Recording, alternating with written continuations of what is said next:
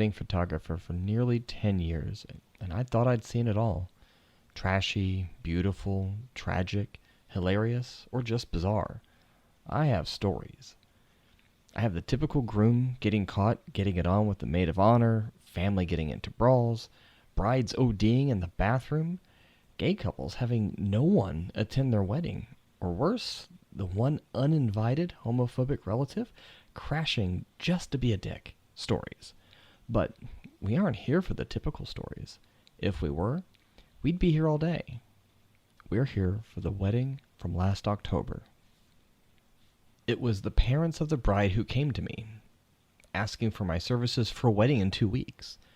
Their original photographer apparently up and quit on them, and they were desperate to have their darling daughter's wedding immortalized in picture format. Luckily for them, I had a clear schedule.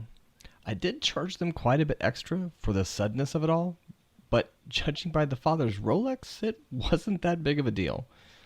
One thing I'm good at is guessing a family's wealth status. And once again, I was on point. The Seawrights were rolling in dough. Not that I really liked them, though. I'm not required to like all my clients, although it does make things a bit more relaxing. Harold Seawright absolutely leered at my chest whenever he thought I wasn't looking, and Carol was clearly the trophy wife that was over the hill. I've never seen a human being that genuinely looked more like plastic than her.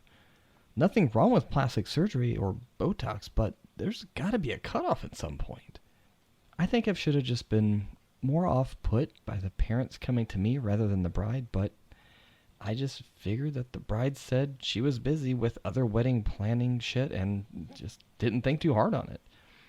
The day come and, oh boy, I realized I was getting into something I didn't want to be part of right away. First time I saw the bride, Tanya, I had a brief moment of, I don't know how old this girl is. She could have been 16, she could have been just 18, definitely not over 20 though.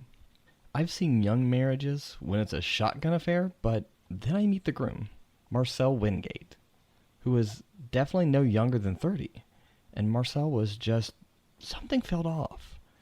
The man was a giant for one. He towered over me, let alone Tanya. With his long, pale face and sunken eyes, he could have been fucking Lurch from the Addams Family. When he shook my hand and introduced himself, I barely repressed a shiver. But years of practice helped me to smile and act like there wasn't something slimy about all of this. Tanya never said a word when she was made over for her big day. Only Carol did, chirping and twittering about, how about you make her hair a little bigger, or make her eyes pop, she has such pretty eyelashes. Luckily, Carol had to go have a smoke every 15 minutes, so the makeup and hair people could have a moment to actually work. By the time it was all over, Tanya looked perfect. Her dress was basically a white ball gown, with a tiara placed in her strawberry blonde hair, her cheeks blushing a perfect pink. But unlike most brides, she hadn't said a word, and those sure as hell weren't tears of joy she was holding back. I'm sure you've heard about the first look photo fad. I find it great to get that perfect expression a groom makes when he sees the bride in her dress for the very first time. It's usually quite cute.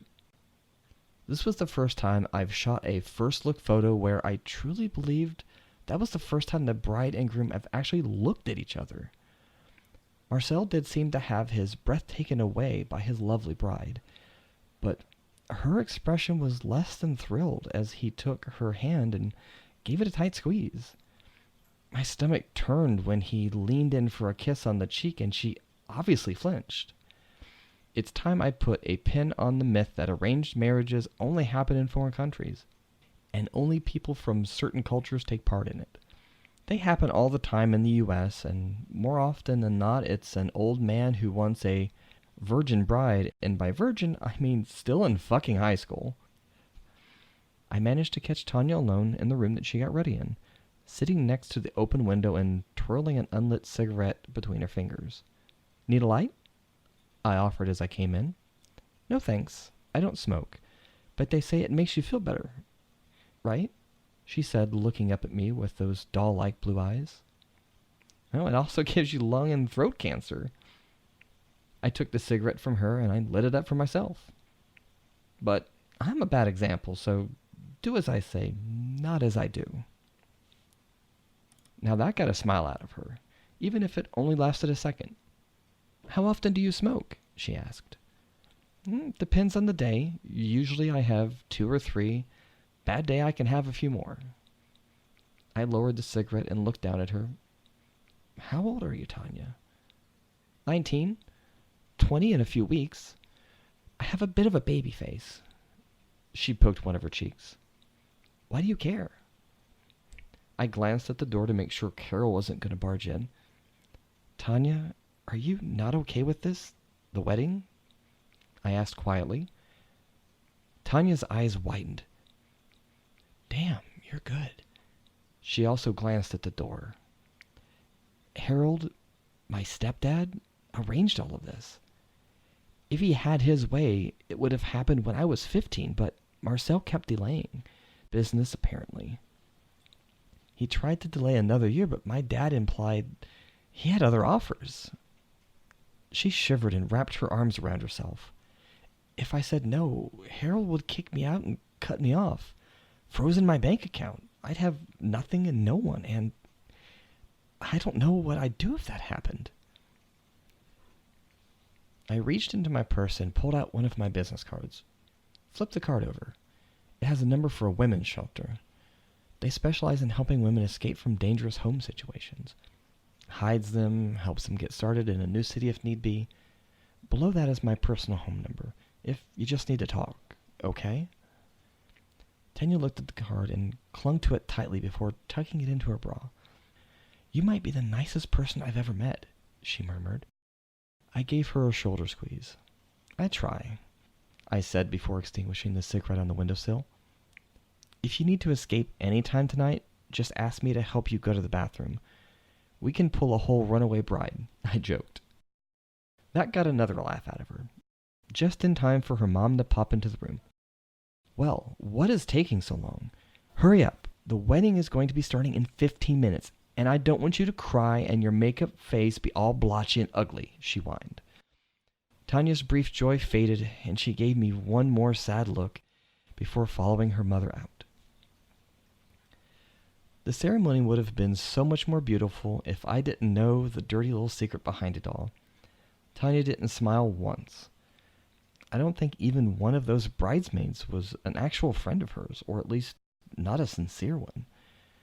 When the priest said, "You may kiss the bride," Tanya let one tear slip down her cheek when Marcel leaned down to kiss her. I was seriously considering calling the cops, but what could they do? Tanya would likely cave and say nothing was wrong, and since she wasn't a minor, they couldn't label Marcel as a pedo and her stepfather as a child seller.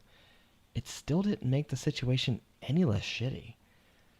All I could do was snap pictures of the worst day of Tanya's life. At the reception, I was constantly being nagged by Carol about what pictures to take and where to point the camera. I wanted to rip her hair out. But I did notice something different about the first dance between the couple. Tanya at first was stiff as a board, reluctant to even touch Marcel, but he leaned down and whispered something into her ear. Her entire demeanor changed in a blink of an eye to one of surprise, and I could read her lips. Really? Marcel nodded, and I managed to catch a picture of the first smile Tanya had since she said, "I do." By the end of the dance, she was actually starting to get into it, resting her head on his chest as they swayed to 1,000 Years. It was a complete 180 change. Tanya was now one of the happiest and, dare I say it, flirtiest brides I've ever seen. She even leaned up to kiss him on the cheek as they sat down, something that took even Marcel by surprise, judging by how he blushed. I genuinely started to wonder if Marcel slipped something into her drink to get her to act so happy when Carol started to nag me again about where her husband was. She was the kind of mother who forgot this was her child's wedding instead of her own, and she wanted pictures of her and Harold. In order to get the fuck away from her, I told her I'd go find him. He'd been hitting the open bar a little hard that night. I assumed he was in the bathroom either throwing up or cheating on his wife. It could have gone either way at that point. When I approached the men's room, I heard something that sounded like gargling or swallowing. Ew. But I kind of hoped to ruin this nasty bitch's day if her husband really was cheating, so I opened the bathroom door with my camera at the ready. I made eye contact with Harold, or rather, I made eye contact with Harold's head. It was sitting in the sink, expression twisted in abject horror. The room was soaked with blood, body parts strewn on the floor. Meanwhile, Marcel had stripped out of his tuxedo and was currently swallowing Harold's arm whole. Now I was wondering if I'd had something slipped into my champagne. Humans can't just unhinge their jaw like that, each gulp taking Marcel's arm deeper down his throat. I saw the tips of Harold's fingers disappear with a small wave of goodbye, and then I dropped my camera. Yes, I heard something break. No, I didn't care. I just saw the groom eat the goddamn father of the bride. Marcel's head shot up, and his eyes, before now, they were a dull, watery gray, but now they were a mottled brown and red with slitted pupils. I felt frozen when those eyes looked at me.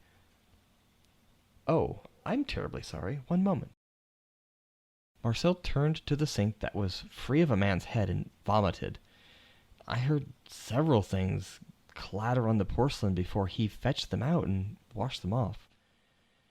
With an embarrassed clearing of his throat, he walked up to me and pulled me into the bathroom. I thought I was dead, but instead, Marcel placed several diamonds in my palm. For the camera. I didn't mean to startle you, he said. Uh-huh. I managed to get out as I stared at the literal handful of diamonds. This would pay for more than the camera. Why did you... Devour Harold? Oh, I've wanted to do that for years. Marcel chuckled as he grabbed some paper towels to wipe off his chin. Like that would take away from the fact that he was still naked and bloody in front of me. A terrible person actually tastes quite divine. You would taste absolutely terrible. It'd be like swallowing nails. Meanwhile, a man who offers his own daughter as a sacrificial lamb to something he knows eats humans, he tastes like the richest cut of steak, cooked medium rare and seasoned to perfection. Jesus Christ, this twisted situation had taken on a whole new level of fucked up. Wait, he seriously... Oh, absolutely, Marcel snorted. And he'd do it again. All for what happens when my stomach processes human bone. I clutched the diamonds. You're not gonna hurt Tanya? I asked. Marcel shook his head vigorously. God, no. I kept delaying the wedding in hopes that she'd manage to find a way out. But I think Harold was getting bored with my cold feet. There would be plenty of other people willing to pay for her, even if my payment would easily be thrice of what others would offer. God, I was starting to feel a little dizzy. Here I was, talking to a human-eating groom. I glanced out the door and a horrible idea entered my brain. One that would surely earn Marcel's good favor and help out Tanya. So, if I told Carol she could find her husband in the men's restroom? I asked. Marcel seemed puzzled for a second, but caught on quickly. With a nod, he picked up the head and tossed it into one of the stalls. I heard it splash in one of the toilets and I almost started giggling. I was near hysteria. Go right ahead. I'll be waiting, he said as he kicked more limbs out of sight. I almost left when I had to ask one more question. What the hell are you?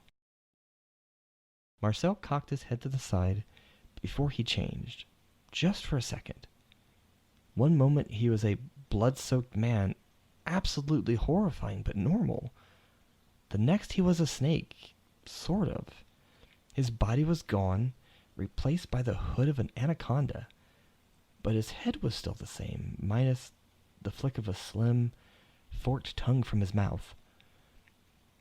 Then he was back to normal. He responded with a shrug. Funnily enough, I was hoping you'd tell me. I don't have a clue. I left the bathroom and bumped into Carol almost immediately in the hallway. Well, where is he? She snapped. I just pointed a thumb towards the bathroom. Think he's not feeling so well, I said before I was nearly bowled over by the grumpy bitch. I watched long enough for her to open the door and for a scaled tail to shoot out, snag her around the arm, and drag her into the bathroom before I headed back to the wedding. The problem seemed to solve itself that night. Marcel came back, the men's room locked after apparently someone got quite sick in there. Tanya no longer had to behave a certain way to please her mom, and I think she had a good night. I used my backup camera to make sure I got all of the pictures of her smiling. Carol and Harold vanished into thin air, never to be seen or heard from again. And those diamonds paid for quite a nice new camera. Like I said, it's been a year. I sure as hell haven't forgotten that wedding. But what prompted me to share it is that I got a friend request from Tanya on Facebook. I normally don't accept friend requests from previous clients, but this one time I chose to make an exception. She does look so much better. She's going to college, she now sculpts and paints. She regularly volunteers at the women's shelter I directed her to when we first met. And every Friday night is group date night at the local arcade with some of Marcel's friends that now appear to be her friends as well. Apparently Marcel is quite the Dance Revolution master, but is terrible at shooting games. Her most recent picture are her and Marcel smiling, and she was holding up an ultrasound picture. Hello everyone, I hope you enjoyed the video, and if so, please leave me a like below and subscribe to hear more Reddtime stories as they release. Be sure to hit the bell so you're notified right away. Also, be sure to comment on the video to let me know what parts were your favorites, or if you have stories you'd like me to read in the future. You can also send in your stories or links to great stories by sending them to reddtimestories@gmail.com. Isn't it past your Reddtime?